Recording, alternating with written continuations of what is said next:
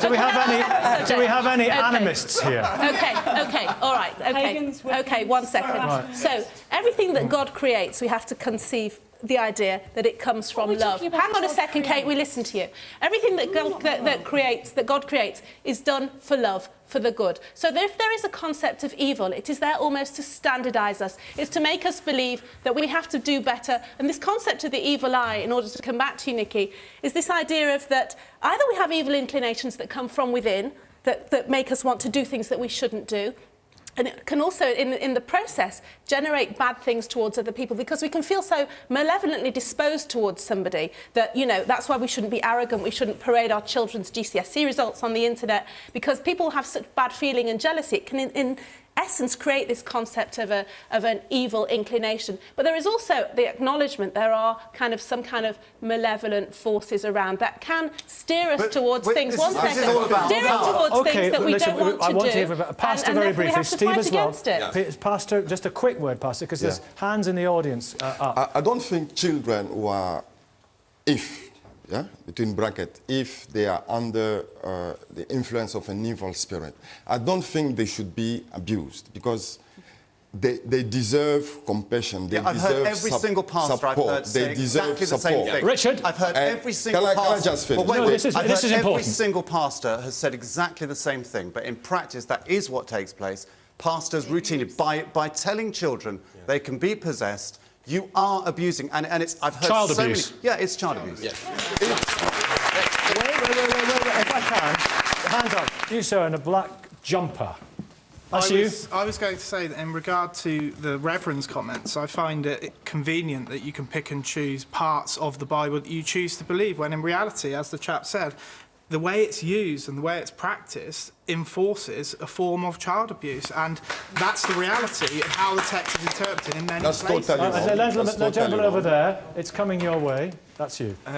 Good morning. I just want to make a comment. You said it's about interpreting the Bible correctly. No, I would say broadly and generously. Okay, but the problem is that you have different groups interpreting the Bible in different ways, and the argument of who's right has resulted in some of those groups. It's resulted in some of our best debates as well. Indeed, and I also want to say, debate is part of our sort of human nature, and also debate about any number of issues has led to...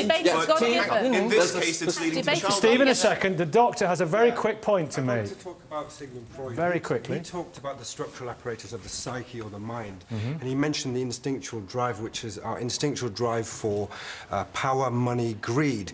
And I, as an Ahmadi Muslim, see that very much as the nafs amara, which talks about the self that incites to evil. Now, what we say is that this is something which is innate within everybody, but it's the instinctual drive for harm. Bad people doing bad things. Nikki, just 1 second. Our conscience or superego is what moralizes the negative aspect within every single person. Okay. Now, that's the true Islamic viewpoint. Thank you, Steve. Mate, the context of this is there's a problem for particular religions which believe in a God who is both all-powerful and all-good, because in that case, why does bad stuff happen? Because why does he not stop it?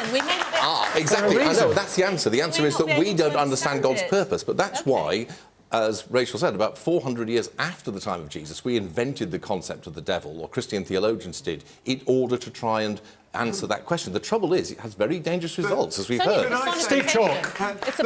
Whether or not you believe in a personalised devil or just the concept of you? evil, can I finish what I'm saying, Nikki? what we have witnessed here today is we listen to these ladies talking about women being thrown downstairs. That's an evil act. We've seen Channel 4 abusing a community. That's an evil act. It's nuanced, like you say, Kate. It's not that there are good people and evil people, but the forces of evil are always present, and we must never cave into them. The Bible teaches about a God of love who gives us agency and calls us to serve. What does the devil mean? Is it a metaphor? Is it an analogy? Do you believe in the devil? I don't believe in a personalised devil. What I believe is that the Bible teaches that the forces of evil are always present, and that we are called to agency to get involved all for good. And I think that's why the C of E changed the wording of their... Is this Jen they refer to, or the devil, where they say people are possessed? These communities are using that as an excuse to deal with discipline issues that they agree with. For example, homosexuality. A prime example of a young man calling our helpline, a Muslim man who is homosexual, and he was told he was possessed by the devil and whipped frequently to get rid of this devil out of his body. And that was guidance from people within his community. He didn't go to a GP. And that's the problem, is people are using this as an excuse to discipline and punish people. How widespread do you think this is? I think, again, it's a widespread issue, it's a hidden issue, and we've got to root it out. Exactly the same as... 20 seconds. Final word, Pastor. Really quick, really quick. But in this country, we are against the death penalty. So I'm wondering, why do you want to apply death penalty to fetus or children who are still in their mother's womb?